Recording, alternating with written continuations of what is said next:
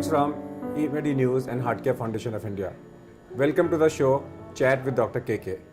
Today we are going to have a chat with Dr. O.P. Yadav, a senior cardiothoracic surgeon and the CEO of National Heart Institute in New Delhi. Welcome to our show. Thanks a lot. We normally in this show focus on one particular question. And my question is very simple. When the first publicized redo surgery was done in India, when a media hype was created of our own Prime Minister of the country, the public perception went that even an institute like All India Institute of Medical Sciences, it is difficult to do a redo. You have to find out who is the best in the country. That means the public perception was the redo is so difficult that you need to identify who is the best. Let's talk about a redo surgery. My first question is, how many redos are possible? Well, there is no limit to the redos, but up to a third redo is well known. I'm not too sure if a fourth redo operation has been performed, but certainly as the number of redos increase, both the risk as well as the results are going to be suboptimum. So the second redo is usually more difficult than the first redo. What are Certainly. the challenges? What are the challenges? Well, the main challenge is that the adhesions are going to be more dense. It's exactly the same as in a cesarean section because there also you face the same problem. Yeah, but here in cesarean section, a second or a third or a fourth cesarean will be 1 year and 2 years later, and patients are usually young, obviously, because they are in the childbearing age group. While in coronary artery disease, these redos come at an interval of 10 to 15 years. So a second redo will come 15 years before the first surgery, and as such the first surgery is performed in the age group of 50 to 70 years. So most redos we see are elderly patients with advanced comorbidities, with LV dysfunction, with more diffuse atherosclerosis. So not only the technical aspects of surgery, but also the patient's own clinical status is much worse than what it was in the first time So or what are primary the surgery. technical and operative challenges? Well, the most important challenge is first to have the right redo. It is a wrong notion just because the arteries are blocked, redo should never be done. It is a mandatory requirement that a patient must have either subjective angina, or if the patient is asymptomatic with critical triple vessel disease, then he must have demonstrable reversible ischemia and viable myocardium before you attempt a redo. So first challenge is to get the indication right. Number two, to work up the case well, because you may have paucity of conduits. Most of the arteries and veins might have been used the first time. We must study other comorbidities like atherosclerosis in the cerebrovascular system, in the renal system. So patient should be worked up well because he's as much a surgical challenge, the same amount he's an anesthetist challenge also. Then intraoperatively, entry of the chest is a big issue because the heart may be stuck to the sternum, so you may have injury to the heart and the mediastinal structures when you are doing a sternotomy. If a patient has patent grafts, then you may damage those patent grafts and produce a perioperative ischemia, which could be very serious. Almost 50% mortality is there if you damage the right ventricle or the internal mammary artery during opening of the sternum. So those are very, very important issues that one must be careful about. For a redo, it is always a heart and lung machine open heart surgery, or it can be even a beating heart. It's in fact, most redos now are being done beating heart. So it's a beating heart. Yes. And if it comes to the third, again beating heart. Well, yes, it all depends. If The difficulty is only in the opening. So that the total time. No, not only opening, and after that you have to dissect the whole heart out. You have to locate the coronaries. Those are all difficulties in Otherwise, the surgery remains the beating heart. the surgery remains the beating Once heart. the surgery is complete, then the post-operative complications are. Well, yes, because the patient is, as I told you, elderly and with more comorbidities, you may find that the post-operative course may be relatively slower because a man having a primary surgery at the age of 60, having now a redo surgery at the age of 75. So the subsystems of the body will be that much older. So most of the redos are done because cardiothoracic surgeons are using half lima and others venous grafts.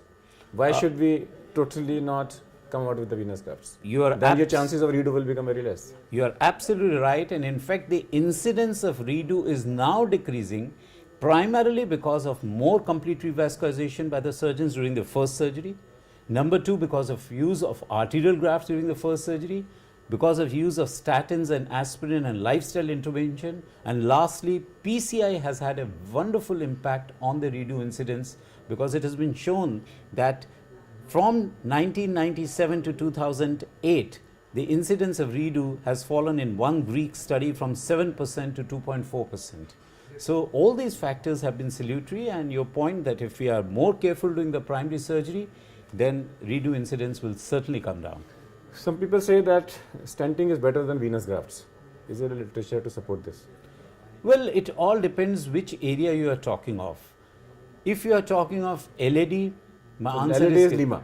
LAD is Lima, yeah. So we are not talking about Yeah, it. if you we are are talking about non-Lima grafts, when you're choosing Lima with venous grafts, I'm talking about, some people says, okay, do Lima with a bypass, and if you're putting a venous, it's better to do a stenting there. That's As a called hybrid procedure, hybrid and that's the current norm. Yes, I would agree with that the results of venous grafts are not very satisfactory. Almost 10% are blocked within 1 year.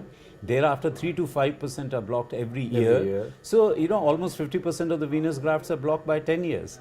So, that is one way of looking at it, putting a Lima to LAD and a drug-eluting stent to the other two arteries. But then we have to also look, science and society have to march together. So, that scientifically is a very valid way of doing things. But then it adds to the cost factor.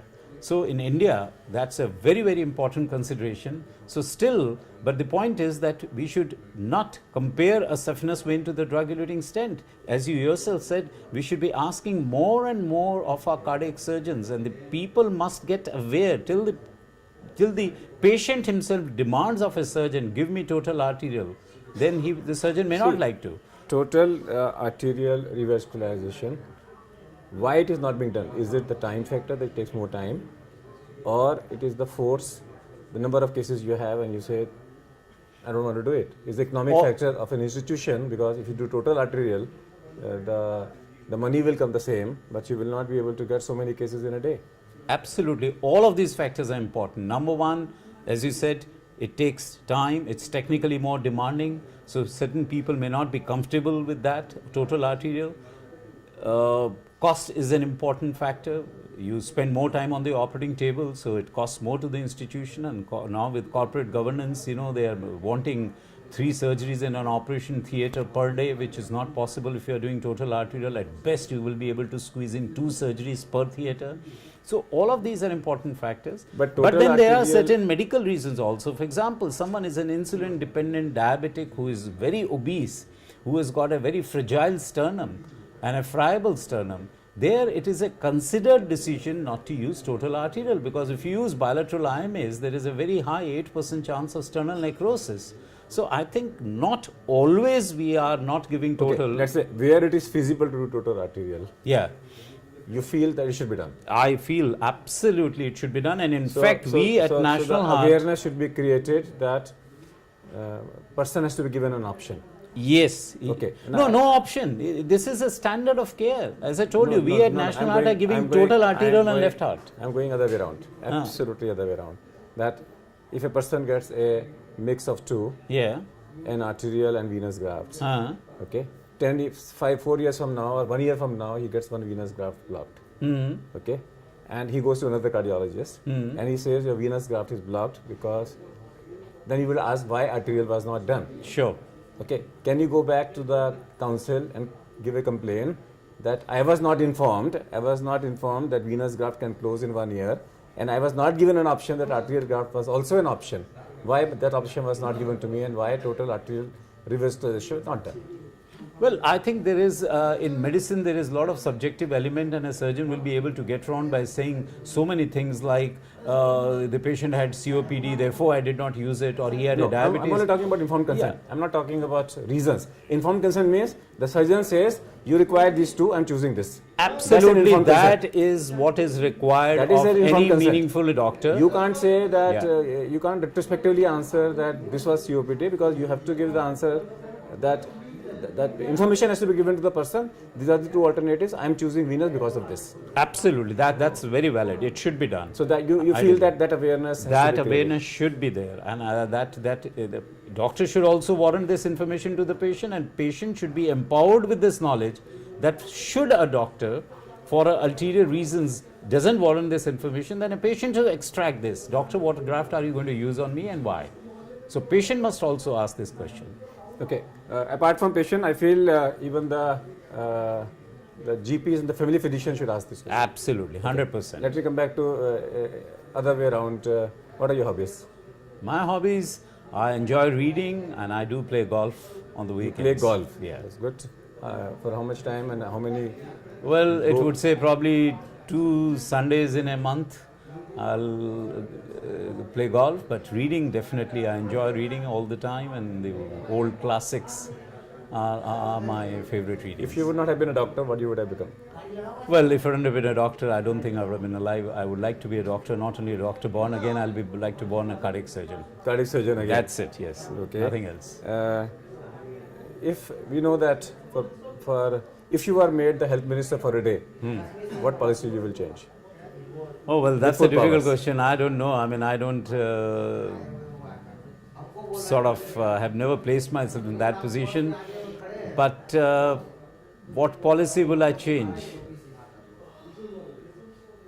Possibly, I would bring certain change in the medical curriculum, education, where alternative modes of therapy I would like to bring in synchrony with our modern allopathy. Okay. That's the one. For revival of a patient who has died, today we have talked about hands-only CPR.